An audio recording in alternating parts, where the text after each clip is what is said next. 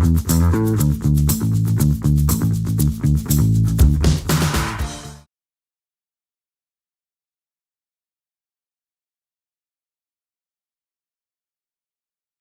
Friends, I am again back with you. मैं आपके साथ आपका ग्राफोलॉजिस्ट हरमोहन सिंह फिर से आपके साथ हूँ सिग्नेचर के सेकंड स्टेप पे, जिसमें सिग्नेचर करने वाला दो चीज़ें यूज़ करता है जिसे हमने अपनी थ्योरी में यूनिट्स और टेंस ये नाम दिया है। यानी सरनेम प्लस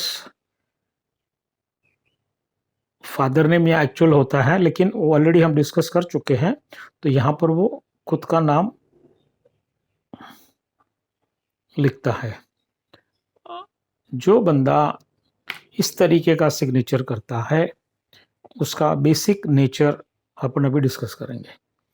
सरनेम तो अपनी जगह पर है, मतलब ये कि वो बंदा प्रोफेशनली स्मार्ट है, रिलेशन मेंटेन करने में स्मार्ट है, मतलब उस एरिया में वो कम नहीं है, अप टू द मार्क है। लेकिन उसने जो अपना नाम टेंस की जगह पे लिखा है, मतलब वो बंदा खुद को एक फादर फिगर की जगह पर रखना चाहता है और या उस तरीके से वो बिहेव करता है। वो जो बिहेवियर है वो उस बंदे को कभी कभार एक इस मोड़ पे ले आता है कि उसको कोई भी बंदा सपोर्ट डायरेक्टली नहीं करता। इनडायरेक्टली मजबूरी में करना पड़े तो अलग बात हो जाती है, लेकिन डायरेक्टली कोई भी सपोर्ट नहीं करता। ऐसे बंदे को सीनियर का सपोर्ट रेयरली, किसी मजबूरी होगी तो मिलेगा, वरना चांसेस बहुत कम है।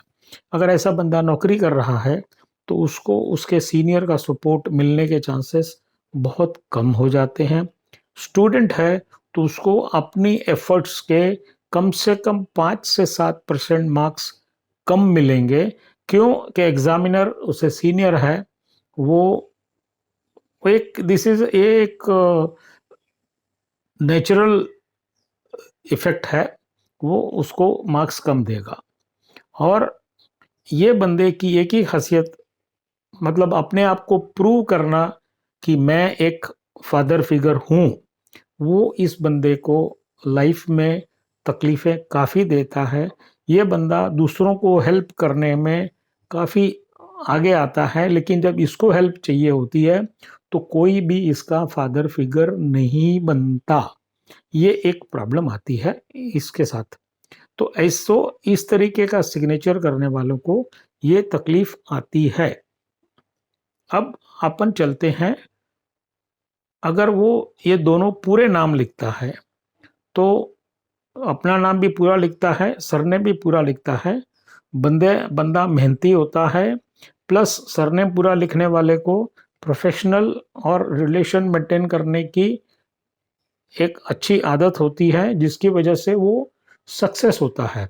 उसका प्रॉब्लम उसको लाइफ में तभी आती है जब वो फादर फिगर बनने की, हर जगह पर फादर फिगर बनने की कोशिश करता है। अब सेकंड स्टेप में अगर वो सरनेम की जगह पे सिर्फ इनिशियल लिखता है और सरनेम पूरा लिखता है,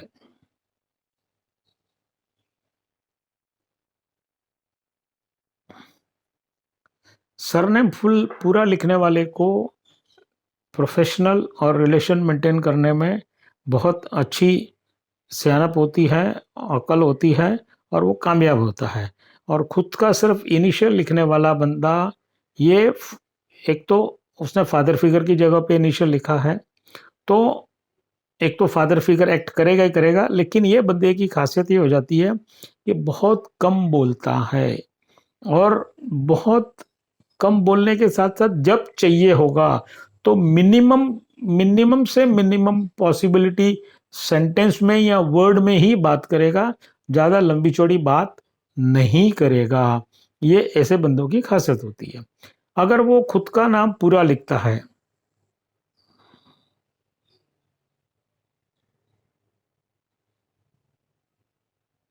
लेकिन सरनेम इनिशियल लिखता है।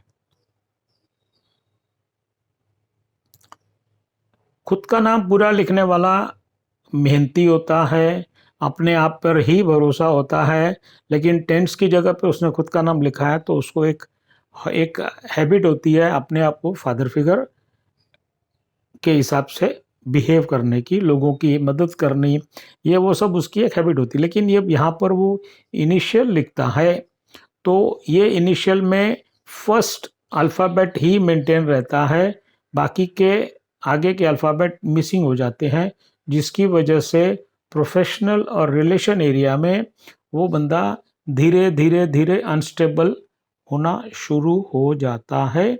और अगर उसको कोई प्रॉब्लम आएगी तो वो किसी न किसी फीमेल की वजह से ही आएगी, क्योंकि सरनेम का फर्स्ट अक्षर डिनोट्स फीमेल। लेकिन सबसे बड़ी प्रॉब्लम उसको आती है जब उसको एक्चुअल लाइफ में लोगों की ज़रूरत होगी, लोग उसको साथ नहीं देंगे, पैसा उसके पास वो नहीं होगा जो उसको चाहिए, तो ये अनस्टेबिलिटी क्रिएट करता है। इसके लिए सरनेम में कभी भी इनिशियल नहीं लिखना चाहिए। अब अगर वो दोनों इनिशियल लिखता है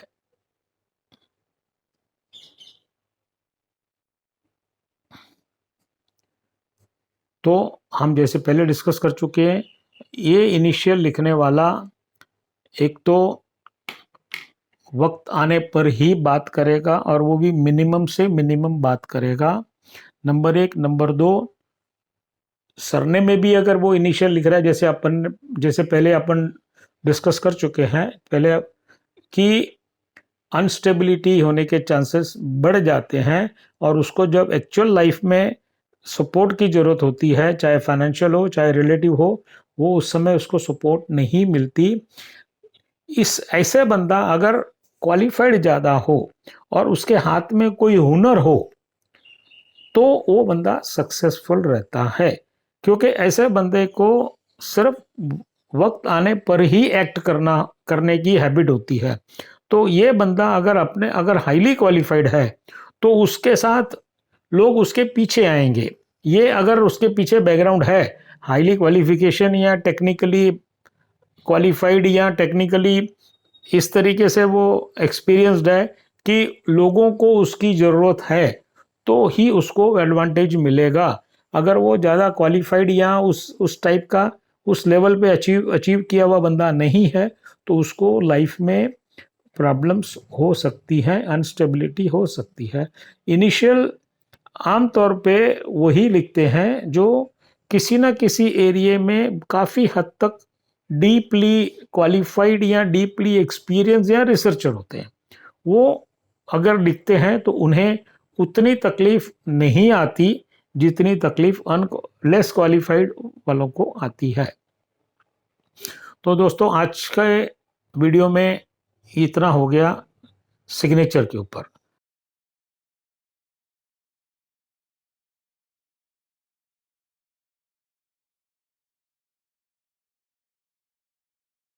अब जैसे लोगों की डिमांड थी हम कुछ बातें करें मात्रा के ऊपर। हिंदी, मराठी या और भी लैंग्वेज में जो मात्राएं हैं उस पे ऊपर अगर कुछ बात करें तो जैसे अपन बात करते हैं, लास्ट टाइम हमने डिस्कस किया म के ऊपर। अगर म में छोटे ऊ की और बड़े ऊ की मात्रा करनी है तो वो इसको पूरी लाइन बनाने के बाद इस तरीके से गोल मात्रा करो बड़े ऊ की, और इस तरीके से गोल मात्रा करो छोटे ऊ की। बहुत लोग क्या करते हैं, ये इस तरीके से 9 बनाते हैं और ये इस तरीके से 9 बनाते हैं। तो ये मेहरबानी करके मत बनाएं, क्योंकि यहाँ पर बहुत सारी चीज़ें उनको वापस आके फिर से पूरी करनी पड़ती है।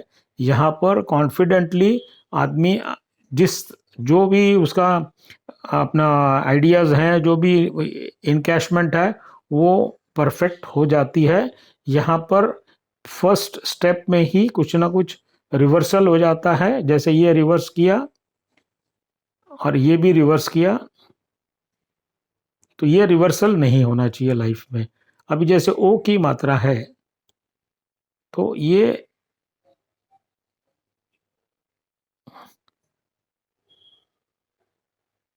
कितने लोग ओ की मात्रा सिर्फ एक लाइन बनाते हैं। एक लाइन बनाने से हम जो आइडियाज़ वगैरह होते हैं उसमें हम ब्लंट हो जाते हैं। वो ब्लंटनेस नहीं चाहिए, हमें कॉन्फिडेंस चाहिए। तो ये गोल बना के ओ की मात्रा बनानी चाहिए। और अगर ए की मात्रा भी बनानी है तो उसमें भी गोलाई होनी चाहिए, ताकि हमारी कॉन्फिडेंस लेवल मेंटेन रहे और हम अपने आइडियाज़ को प्रॉपरली प्रेजेंट कर सकें, ना कि ब्लंटली प्रेजेंट करें। वही औ की मात्रा हो तो उसमें भी डबल मात्रा में भी गोल इस तरीके से गोल बनाइए, ताकि लाइफ में हमारे आइडियाज़ ब्लंटनेस की वजह से फ्लॉप न हो। ब्लंटनेस में आइडियाज़ में ब्लंटनेस लोग दुनिया जनरली एक्सेप्ट नहीं करती, और वो एक्सेप्ट नहीं होने की वजह से हमारे आइडियाज़ इनकैशमेंट नहीं होंगे। इसके लिए हमेशा मात्रा उस तरीके गोल करके बनाइए ताकि आदमी का कॉन्फिडेंस रहे, और प्रेजेंटेशन में इस तरीके से हो जाए कि सामने वाला सुन के अब उसके साथ बॉन्डिंग क्रिएट हो जाए। तो ये इस तरीके से प्रैक्टिस करने से कम आपके आइडियाज़ और आपके फाइनेंशियल और रिलेशन एरिया ये दोनों मेंटेन रहेंगे। किसी को कोई डाउट हो तो नीचे क्वेश्चन बॉक्स में डाल दीजिए और उसका रिप्लाई मिल जाएगी।